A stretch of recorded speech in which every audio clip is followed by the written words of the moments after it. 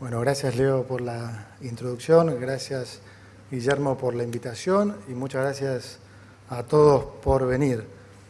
Voy a hablar más que nada del tema económico, pero hago una pequeña introducción con respecto a la importancia que para mí tiene la industria de los seguros, ¿sí?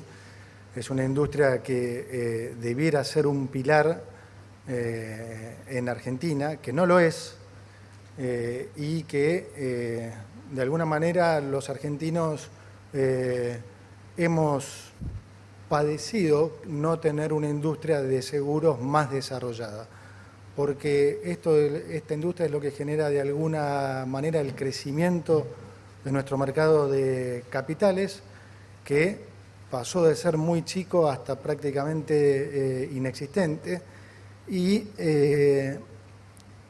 eso es en definitiva lo que nosotros tenemos que tratar de desarrollar. Tenemos que tratar de desarrollar un mercado de capitales que pueda financiar al sector privado localmente. Argentina es un país que tiene muchísimos ahorros, que la gente tiene muchos ahorros, pero lamentablemente no los canaliza internamente y no hay como esa conducta de pensar en el mediano y largo plazo en cosas que esta industria puede ofrecer y mucho.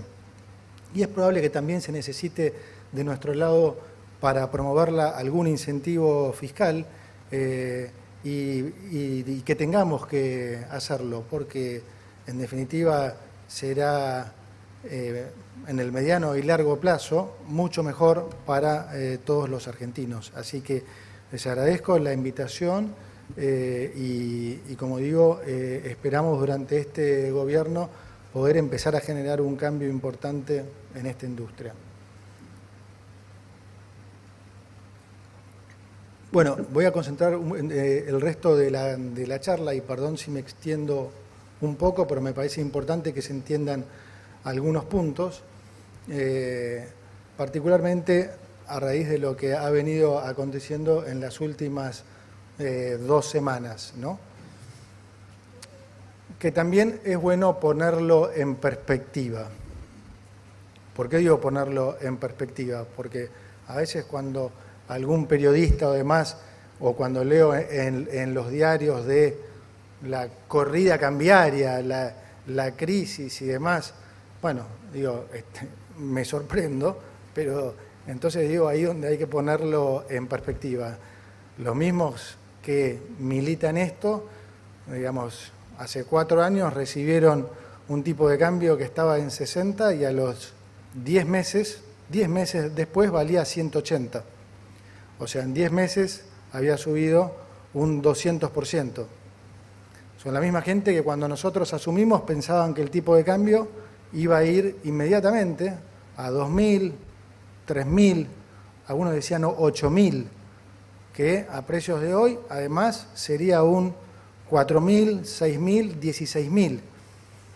Y resulta que en 14 meses, desde que nosotros llegamos, apenas si el tipo de cambio se movió un 15%.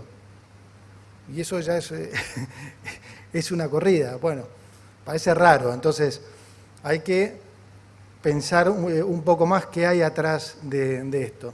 Y es inevitable pensar que, obviamente, hay una intención, desde el minuto 1, digamos, de desestabilizar el gobierno del presidente Javier Milei.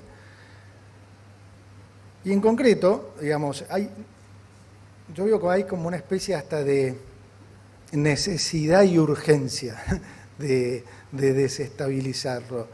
Ahora, ¿cómo hace esto la oposición? Como no está ahora en el gobierno, digamos que esta necesidad y urgencia no la puede canalizar a través de un DNU. Entonces, la canaliza de la forma que mejor sabe hacer, que es organizando todas estas cosas que han hecho en las últimas 2 semanas, ¿no? Empezando por una marcha violenta, donde realmente nos hizo recordar los peores momentos, ¿no? Barra bravas que, diría, en comparación a la gente que se vio ahí, yo diría que los que estaban ahí, los barra bravas, son Heidi al lado de de lo que vimos durante esas 9 horas que fue lo que tardó, digamos, en descomprimirse esa marcha. Bueno, no contentos con eso, entonces después hubo una fuerte intervención de la oposición al más alto nivel, hablando con cada uno de los diputados y demás, para tratar de voltear la sesión en el Congreso, donde se pedía la posibilidad de tener un acuerdo con el fondo. Bueno, como eso tampoco funcionó, no contentos con eso, se envió una carta al fondo, ¿no? Diciendo que no iban a respetar, en caso de que ellos volvieran, este nuevo acuerdo, en su visión bastante particular sobre lo que es una democracia, ¿no? Entonces, también mandaron esa carta al fondo que, digamos, tuvo su impacto. Y cuarto punto es lo que estamos viendo, lo que les conté antes, lo que estamos viendo de lo que se dice sobre lo que está pasando.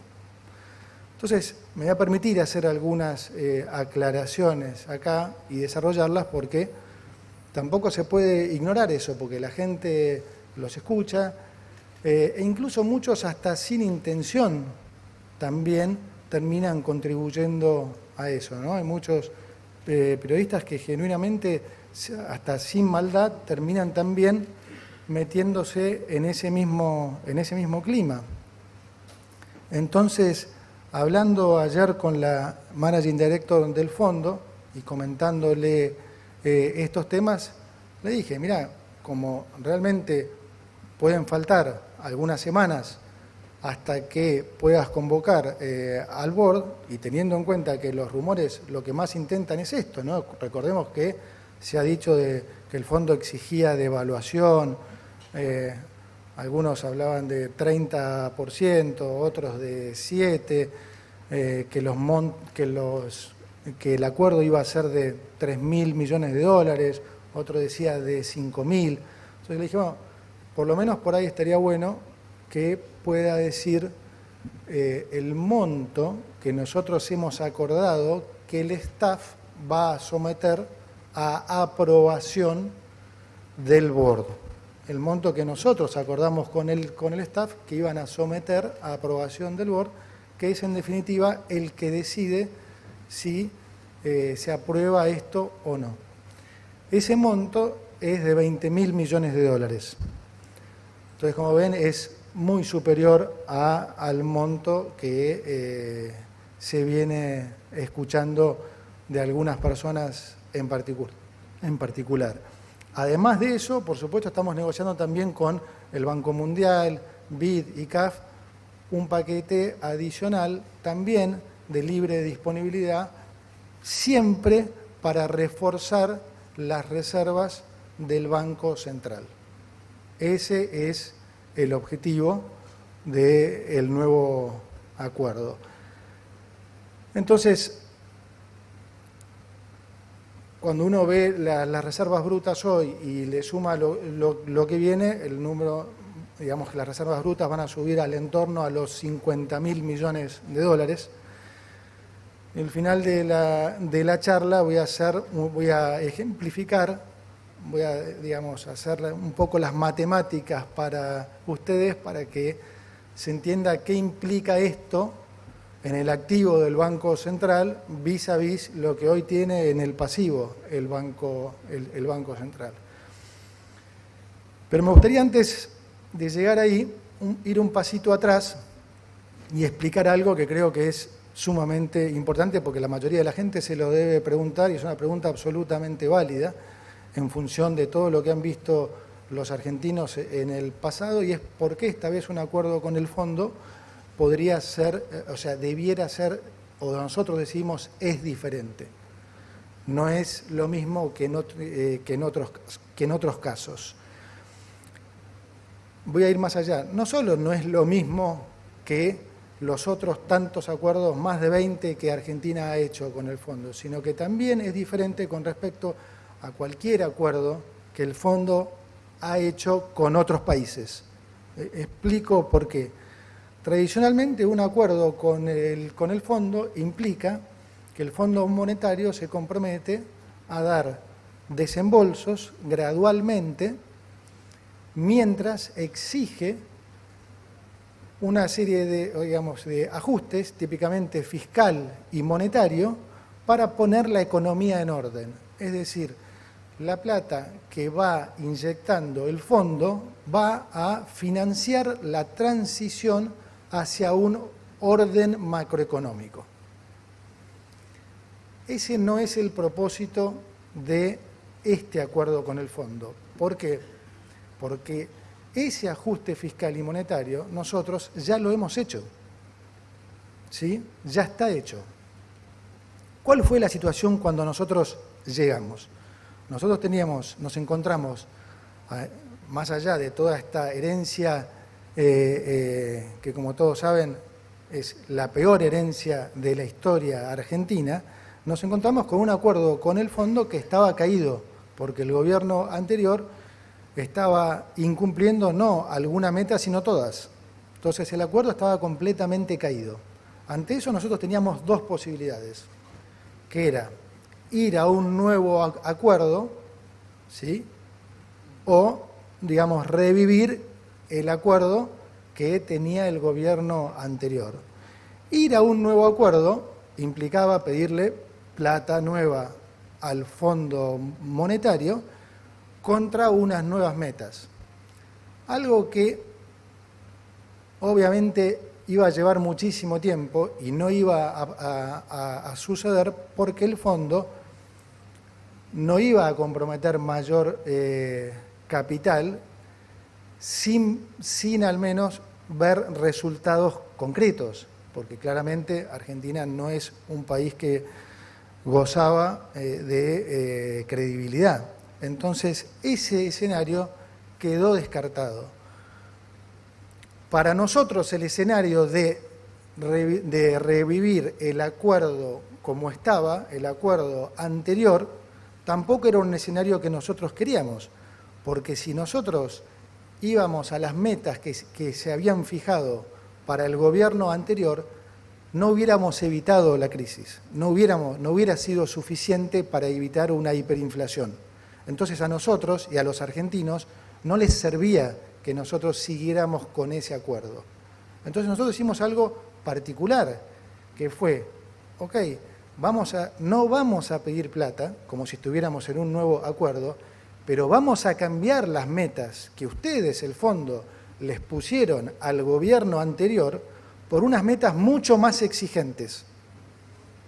Y no les vamos a pedir plata para recapitalizar al Banco Central hasta que ustedes estén mucho más convencidos y nosotros les hayamos probado que efectivamente vamos a cumplir con estas metas.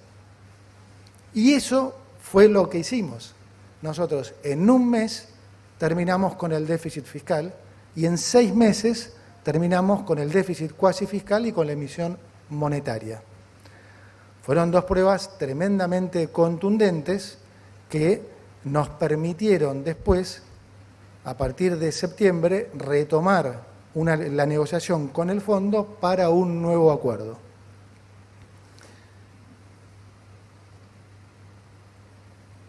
Voy a hacer un poquito de hincapié en lo que implicó este, ajuste fiscal y este ajuste monetario. En lo fiscal, la verdad, hemos roto 3 mitos. El otro día hablaba con Federico Sturzenegger de esto.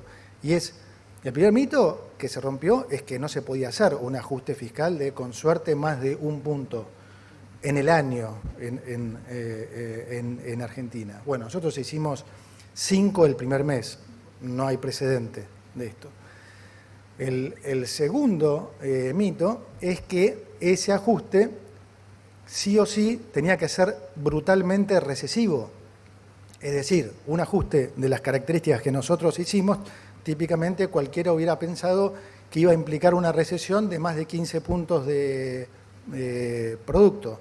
Nosotros hicimos un ajuste que terminó siendo expansivo. O sea, cuando miramos el estimador mensual de actividad económica punta a punta de diciembre del 23 a diciembre del 24, la economía se expandió más de un 5%. Eso es inédito. Y el tercer punto es que era socialmente inaceptable. Hoy la sociedad entiende perfectamente la importancia de tener las cuentas fiscales en orden. Entendieron que la plata que se maneja en el sector público es su plata y están contentos con que les cuidemos de la mejor manera posible esa plata. Ese es un cambio que la mayoría de la sociedad entendió y es un cambio de mentalidad importantísimo. Ahora bien, se habla poco, pero es extremadamente importante lo que se hizo en lo monetario, financiero y cambiario. Y voy a explicar por qué. Nosotros heredamos un balance de Banco Central absolutamente destrozado, desde el lado de los pasivos y desde el lado de los activos. Desde el lado de los pasivos, nosotros hicimos algo muy particular, y es que tradicionalmente la academia dice que en un programa de estabilización, de entrada uno tiene que tener, el Banco Central tiene que poner una tasa de interés real positiva, es decir, una tasa de interés que esté por encima de la inflación. Ahora bien, ¿qué hubiera pasado si nosotros hubiéramos seguido ese consejo? Nosotros heredamos un desbalance monetario fenomenal, donde había un sobrante monetario en LELIQs por el equivalente a casi 4 bases monetarias. Como típicamente pasa, además, cuando hay tanto sobrante monetario, la demanda de dinero colapsa. Nadie quiere tener pesos. ¿Cuántos de los que están acá habrán comprado cosas durante los 4 años del gobierno anterior que probablemente ni siquiera usaron o las usaron 2 veces simplemente porque querían sacarse los pesos de encima? Bueno, nosotros, si hubiéramos puesto una tasa de interés real positiva, ¿no? Por ejemplo, en diciembre del 2023, con una inflación del 25,5%, digamos que hubiéramos puesto una tasa del 30%, eso hubiera implicado que el Banco Central hubiera tenido que emitir como intereses de esas casi 4 bases monetarias en pasivos remunerados, más de una base monetaria en un mes. Eso, de mínima, hubiera exacerbado el desfasaje monetario, porque claramente la demanda no iba a acompañar eso, lo que hubiera todavía aumentado el nivel de inflación. Entonces, probablemente al mes siguiente hubiéramos tenido que tener una tasa de interés que hubiera sido la misma o más, pero ahora con más de 5 bases monetarias. Entonces, al mes de enero hubiéramos tenido que imprimir una base o una base y media monetaria más. ¿En qué hubiera terminado eso? Inevitablemente en una hiperinflación, inevitablemente. ¿Y qué hubiera sido lo malo, lo dramático de eso? Que nosotros hubiéramos ido entonces a una hiperinflación aún con equilibrio fiscal. Y eso hubiera sido terrible para el país, porque ¿cómo hubiéramos podido explicar después que se llegó a una hiperinflación a pesar de haber puesto las cuentas fiscales en orden? Yo les digo lo que hubiera pasado lo contrario. La oposición lo hubiera usado para decir, ¿ven lo que pasa cuando un país hace un ajuste fiscal? Termina en hiperinflación. Eso es lo que hubiera pasado. Entonces, lo que se hizo en nuestro programa, a nivel de equilibrio general, es fundamental. La política fiscal, monetaria, cambiaria y financiera se hablan y tienen que ser amables entre ellas, se tienen que ayudar. ¿Por qué nosotros pudimos hacer lo que hicimos en diciembre, que fue poner una tasa de interés real fuertemente negativa? De vuelta, no era aconsejable hacerlo porque, los libros te dicen que eso va a generar un parate en la economía todavía mayor, si uno pone una tasa alta, genera un parate todavía mayor, y si vos pones una tasa más baja, además corres el riesgo de que se te escape el dólar, ¿correcto? Nosotros pudimos hacer eso porque desde el lado financiero diseñamos un bono como el BOPREAL que cumplió 3 efectos importantísimos. Una, nos permitió absorber una base monetaria entera de pesos, que en ese momento era fundamental. 2, nos permitió controlar a través del arbitraje entre el mercado oficial, el paralelo y los BOPREAL, nos permitía amortiguar cualquier suba en el tipo de cambio. Y esto era importantísimo para poder hacer esta política. Y tercero, nos permitió empezar a resolver el problema de los importadores con sus proveedores del exterior. Recomponer esa cadena que estaba rota, porque los importadores le debían a los proveedores del exterior un montón de plata que el Banco Central les había prometido, un montón de dólares que el Banco Central les había prometido y no les había dado. Entonces, ¿cuál era la reacción obvia de los importadores? Y retener su mercadería, lo que generaba desabastecimiento, o si la vendían, al no saber su valor de reposición, el precio te lo ponían acá arriba y, si ustedes querían, convalídenlo, generando mucho más inflación. Entonces,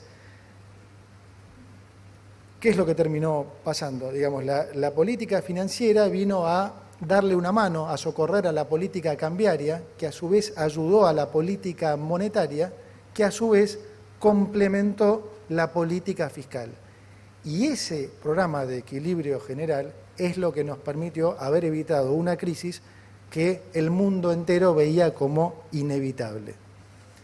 A partir de haber conseguido entonces esos logros es que pudimos iniciar estas charlas para llegar a un nuevo acuerdo con el fondo. Entonces, de vuelta, ¿cuál es la diferencia fundamental?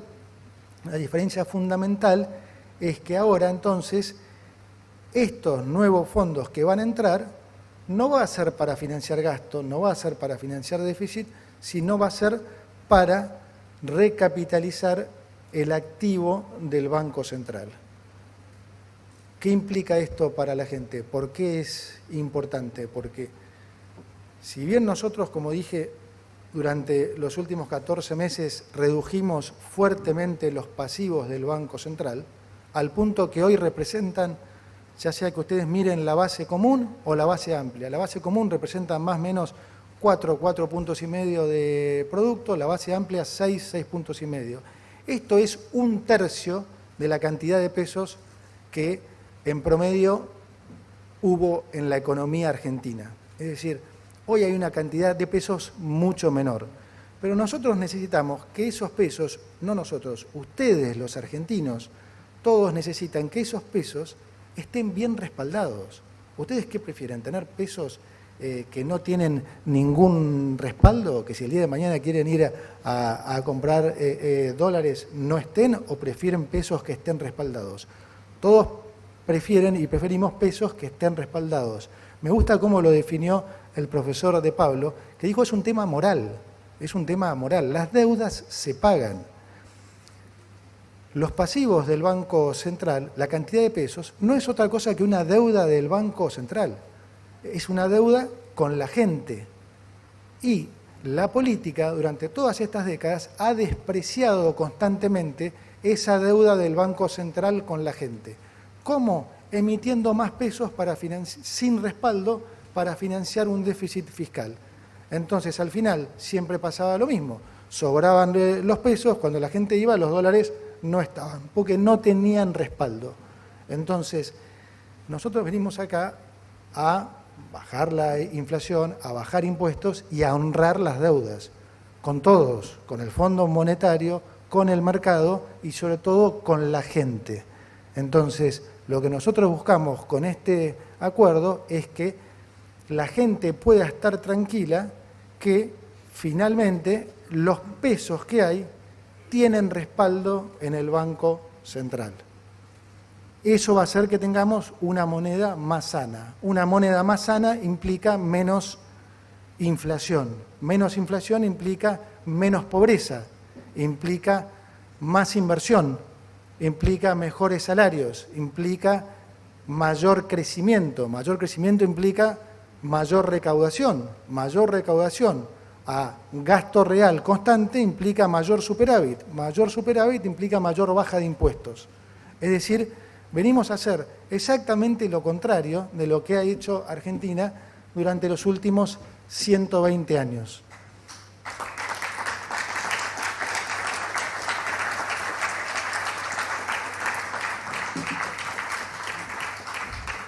Casi les diría que lo pensemos, para el que no entiende de economía, casi con sentido común.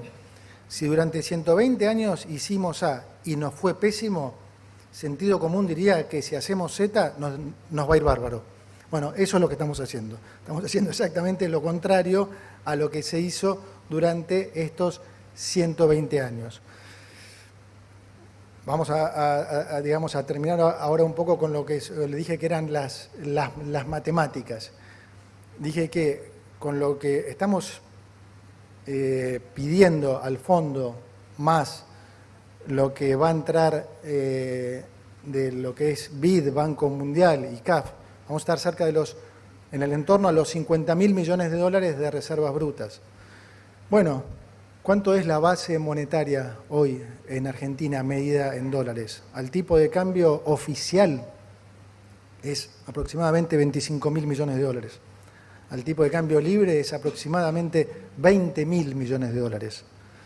O sea que, mirado eso como se miraba a la convertibilidad, digamos, tenemos más del doble de reservas en dólares de lo que hay de base. Alguno ponía el otro día en un tuit esta cuenta y, claro, claramente da que el tipo de cambio de equilibrio puede ser muy inferior incluso al tipo de cambio oficial. Aún si ustedes quisieran tomar la base amplia, argumentando que en la convertibilidad, por ejemplo, no había pasivos remunerados, la base amplia hoy al tipo de cambio libre está en el entorno a los 35.000 millones de dólares. O algún otro puede decir, no, bueno, pero son las reservas brutas. Réstenle lo que quieran, muchachos, réstenle el swap, lo que quieran. El nivel de respaldo que en unos días van a tener los pasivos del Banco Central, es decir, los pesos, no lo hemos tenido nunca, ni siquiera en la convertibilidad. Ni siquiera en la convertibilidad. Con algo todavía más importante, que es, además, con superávit fiscal, no con déficit fiscal como hubo siempre en la convertibilidad, y que es lo que terminó.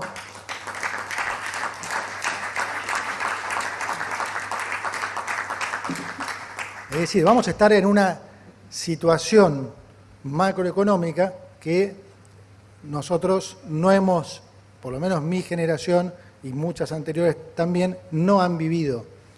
Entonces, es importantísimo que se entienda esto y creo que, a pesar de que no puedo dar detalles de lo que es el resto del acuerdo con el fondo, por la confidencialidad que eso implica, como digo, sí me parecía importante, por lo menos, poder decirles de qué montos estábamos hablando, qué implica este nuevo acuerdo, por qué no tiene nada que ver, como digo, no solo con ningún otro acuerdo de Argentina, sino de que el fondo haya hecho con algún otro país. Y lo que eso termina implicando para todos los argentinos. Hay una deuda moral que es que nunca se respetó y nosotros vamos a respetar, y es que esa cantidad de pesos estén bien respaldados en el activo del Banco Central. Para eso vamos a hacer esta operación donde le vamos a estar haciendo lo inverso a lo que hizo el kirchnerismo, que para sacarle las reservas al Banco Central y gastarlas, les vendía una letra intransferible que para el Banco Central no es monetizable. Entonces, vamos a hacer lo inverso, le vamos a reconocer esa deuda, esa acreencia al Banco Central. Entonces, le vamos a estar recomprando esas letras intransferibles y le vamos a estar poniendo en el activo efectivamente dólares. La deuda, entonces, en sí, la deuda bruta, no cambia.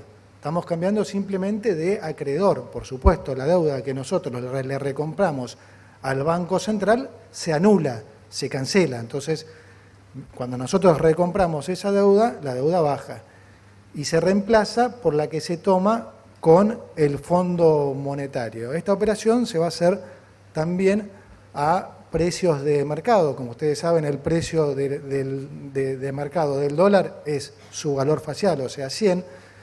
El precio de la deuda de las letras intransferibles a valor de mercado es un poco más bajo, con lo cual lo más probable es que incluso la deuda bruta en el margen termine siendo menor. Entonces, no va a aumentar la deuda bruta. Vamos a reponer los activos necesarios en el Banco Central para que la gente se pueda quedar tranquila que los pesos que circulan en la economía están bien respaldados. Con eso vamos a terminar con con el estrés del dólar en Argentina, porque nosotros no nos vamos a mover nunca de lo que siempre hemos dicho, de nuestro equilibrio fiscal. Entonces, no vamos a volver a las andadas de los gobiernos anteriores de empezar a imprimir pesos, ya sea por déficit fiscal o por pasivos remunerados que ya no existen. Entonces, los pesos van a seguir siempre bien respaldados por esa cantidad de dólares. Adicionalmente, el acuerdo con el fondo debiera ayudar a comprimir el riesgo país. La compresión del riesgo país lo que va a generar en el tiempo es que Argentina recupere el acceso a los mercados para poder refinanciar al menos el principal, el capital. Durante estos 14 meses, nosotros también hicimos un trabajo, el Banco Central hizo un trabajo fenomenal, ¿no? Acá lo tengo al amigo Furiase, director del Banco Central, mis felicitaciones, y ni hablar a Santiago Bausili como presidente y a todo el directorio. Han hecho un trabajo fenomenal que se ha traducido en una compra de divisas histórica, 25.000 millones de dólares, cosa que no se hizo en la historia en Argentina. Ahora bien, todas esas reservas no se pudieron ahorrar, porque dentro del desastre económico que nosotros recibimos había un montón de deudas, y como digo, nosotros vinimos acá a honrar las deudas. Entonces, una buena parte de esas reservas se fue a pagarle a los importadores, a pagarle al mercado, a pagarle al Fondo Monetario y a los organismos multilaterales. Entonces, lo que se pudo ahorrar fue un monto menor que ese. Ahora, de vuelta, este acuerdo entonces viene a recomponer eso. El objetivo es que en el futuro volvamos a tener acceso a los mercados de manera que cuando haya un vencimiento de deuda, Argentina por lo menos pueda refinanciar el capital. De manera que las reservas sigan siempre en el Banco Central respaldando los pesos. Ese es un poco el resumen, perdón si se hizo un poco extenso, pero para mí creo que era un momento muy importante para explicar todo esto. Traté de explicarlo de la manera más sencilla posible. En general, cuando hablo, trato de hacerlo de esa manera. A veces lo logro, a veces no, pero mi idea es hablarle siempre a la gente y que la gente realmente pueda entender cada vez más de estas cosas. Así también evitamos que en el futuro nos sigamos comiendo relatos, como fue el relato de los últimos 20 años, que nos llevó a la situación que heredamos nosotros en el 2023, que como digo, fue la peor de nuestra historia, y que estamos absolutamente convencidos que Argentina la va a dar vuelta. Ya hemos evitado lo que parecía una crisis inevitable, tan inevitable que la oposición la disfrutaba, ¿no? O sea, comía pochoclos, la festejaba, dando una muestra más de lo que realmente les importa a la gente, ¿no? Porque, digamos, ¿quién puede disfrutar de que el país caiga en una crisis?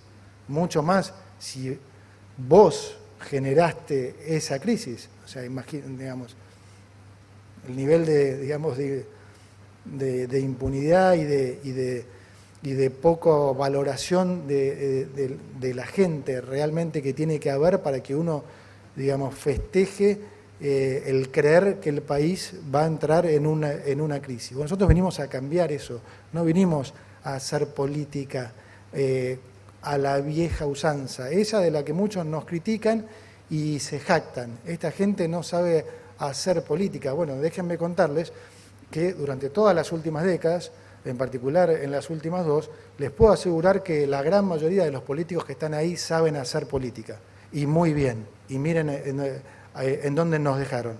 Así que para los que quieren y creen que esa es la forma de seguir haciendo política, nosotros estamos en desacuerdo. Para nosotros hacer política es venir a servir al pueblo, no perpetuarse en el pueblo, porque si vos te perpetuás... Porque ¿saben qué? Si vos te perpetuás en la política, ¿sabés qué estás haciendo? Estás viviendo de la política, estás viviendo de la plata de la gente. Nosotros venimos a cambiar eso, a volver a ser una Argentina grande. Esperemos que nos acompañen en este proceso y muchas gracias como siempre por habernos acompañado.